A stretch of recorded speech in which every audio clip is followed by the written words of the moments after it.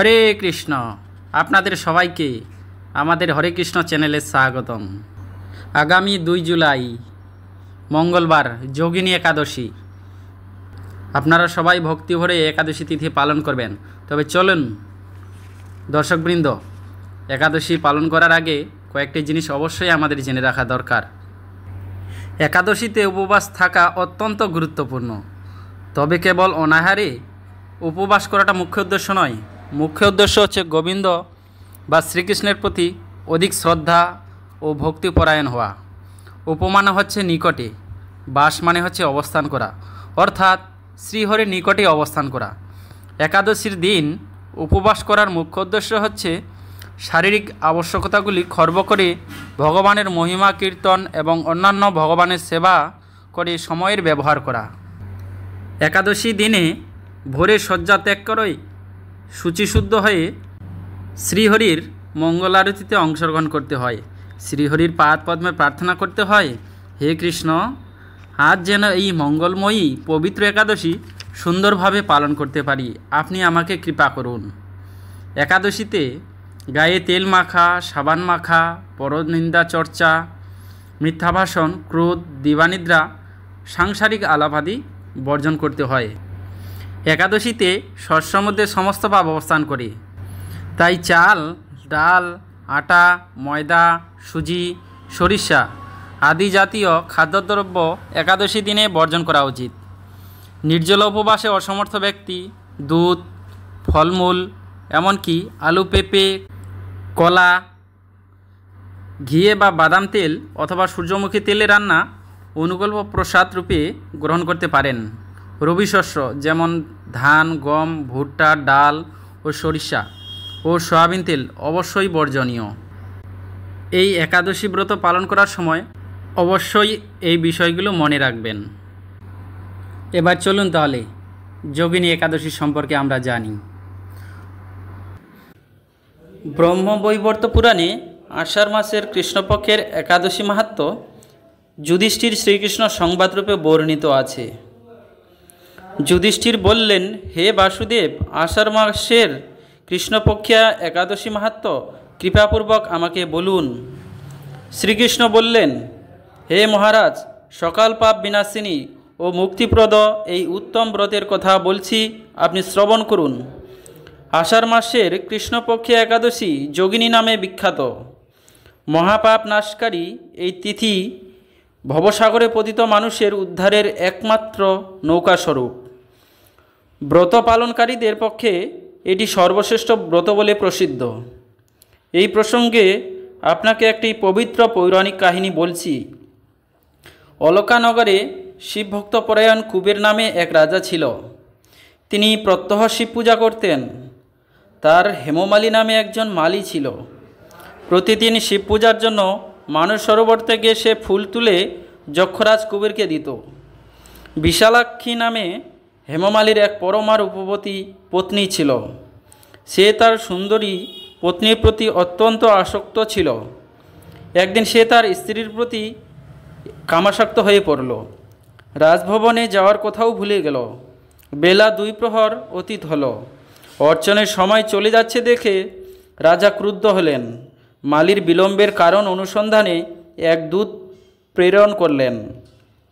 দূত এসে রাজাকে বলল, সে গৃহে স্ত্রীর সাথে আনন্দে মত্ত। দূতের কথা শুনে কুবের অত্যন্ত রেগে তখনই মালিকে তার সামনে হাজির করতে আদেশ দিল। এদিকে মালি কুবেরের পূজায় সময় অতিবাহিত হয়েছে বুঝতে পেরে অত্যন্ত ভয় পেল। তাই স্নান না করেই সে রাজার কাছে উপস্থিত হল। তাকে দেখা মাত্র রাজা ক্রোধবশে চোখ রাঙিয়ে বললেন, রে পাপিষ্ঠ দুরাচার, তুই দেবপূজার পুষ্প আনতে অবজ্ঞা করছিস, তাই আমি তোকে অভিশাপ দিচ্ছি। তুই শ্বেতকুষ্ঠগ্রস্ত হয়ে যা এবং তোর প্রিয়তমা ভার্যার সাথে তোর চিরবিয়োগ সংঘটিত হোক। রে নীচ, তুই এখন এই স্থান থেকে ভ্রষ্ট হয়ে অধোগতি লাভ কর। কুবেরের এই অভিশাপে হেমমালী পত্নীর সাথে স্বর্গভ্রষ্ট হয়ে দীর্ঘকাল যাবৎ কুষ্ঠরোগ ভোগ করতে লাগল। রোগের যন্ত্রণায় দিন অথবা রাত্রে কখনোই সে সুখ পেত না। এভাবে শীত গ্রীষ্মে প্রচণ্ড বেদনায় বহু কষ্টে সে জীবনযাপন করতে লাগল। কিন্তু দীর্ঘদিন মহাদেবের অর্চনের ফুল সংগ্রহের স্বীকৃতি ফলে সে শাপগ্রস্ত হয়েও বৈষ্ণব শ্রেষ্ঠ শিবের বিস্মরণ কখনো হয়নি। একদিন হেমমালী ভ্রমণ করতে করতে হিমালয়ে শ্রী মার্কণ্ডেয় ঋষির আশ্রমে উপস্থিত হল। কুষ্ঠরোগে পীড়িত সুপত্নী হেমমালীকে দর্শন করে শ্রী মার্কণ্ডেয় তাকে জিজ্ঞাসা করলেন, তুমি কার অভিশাপে এরকম নিন্দনীয় কুষ্ঠরোগগ্রস্ত হয়েছ? সে উত্তর দিল, হে মুনিবর, রাজা ধনকুবেরের আমি ভৃত্য ছিলাম। আমার নাম হেমমালী। আমি প্রত্যহ মানস সরোবর থেকে ফুল তুলে শিব পূজার জন্য রাজাকে দিতাম। কিন্তু দুর্ভাগ্যক্রমে একদিন স্ত্রীর মনোরঞ্জন হেতু কামাসক্ত হওয়ায় সে ফুল দিতে বিলম্ব হয়। রাজার অভিশাপে এরকম দুর্দশাগ্রস্ত হয়েছি। পরোপকারী সাধুগণের স্বাভাবিক কর্ম। হে ঋষিশ্রেষ্ঠ, আমি অত্যন্ত অপরাধী, কৃপা করে আমার প্রতি প্রসন্ন হন। তখন দয়ার্দ্র চিত্ত মার্কণ্ডেয় মুনি বললেন, হে মালী, তোমার মঙ্গলের জন্য শুভফল প্রদানকারী এক ব্রতের উপদেশ করছি। তুমি আষাঢ় মাসের কৃষ্ণপক্ষের যোগিনী নামক প্রসিদ্ধ একাদশী ব্রত পালন করো। এই ব্রতের পুণ্য প্রভাবে তুমি অবশ্যই কুষ্ঠব্যাধি থেকে মুক্ত হবে। শ্রীকৃষ্ণ বললেন, ঋষির উপদেশ শ্রবণ করে হেমমালী তাকে প্রণাম জানালো। পরে অত্যন্ত আনন্দে ঋষির আদেশ মতো নিষ্ঠার সঙ্গে যোগিনী একাদশী ব্রত পালন করল। এইভাবে হেমমালী সমস্ত রোগ থেকে মুক্ত হল ও পত্নীসহ সুখে জীবনযাপন করতে লাগল। হে মহারাজ যুধিষ্ঠির, আমি আপনার কাছে এই ব্রত উপবাসের মহিমা কীর্তন করলাম। এই ব্রত পালনে ৮৮,০০০ ব্রাহ্মণকে ভোজন করানো ফল লাভ হয়।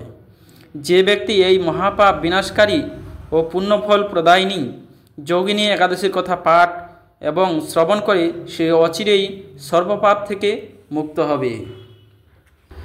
হরে কৃষ্ণ। দর্শকবৃন্দ, এতক্ষণ আমরা যোগিনী একাদশী মাহাত্ম্য শ্রবণ করলাম। আর একটা কথা বলে রাখি, এই দিন গঙ্গা আদি তীর্থে স্নান করতে হয়। মন্দির মার্জন, শ্রীহরির পূজার্চনা, স্তব স্তুতি, গীতা ভাগবত পাঠ আলোচনায় বেশি করে সময় অতিবাহিত করতে হয়।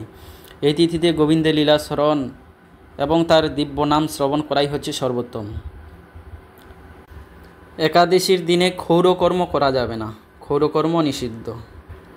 একাদশী ব্রত পালনে ধর্ম, অর্থ, কাম, মোক্ষ বহু অনিত্য ফলের উল্লেখ শাস্ত্রে থাকলেও শ্রীহরি ভক্তি বা কৃষ্ণপ্রেম লাভই এই ব্রত পালনের মুখ্য উদ্দেশ্য। ভক্তগণ শ্রীহরির সন্তোষ বিধানের জন্যই এ ব্রত পালন করেন। পদ্মপুরাণ, ব্রহ্মবৈবর্ত পুরাণ, বরাহ পুরাণ, স্কন্দ পুরাণ ও বৈষ্ণব স্মৃতিরাজ, শ্রী হরিভক্তিবিলাস আদি গ্রন্থে এই সকল কথা বর্ণিত আছে।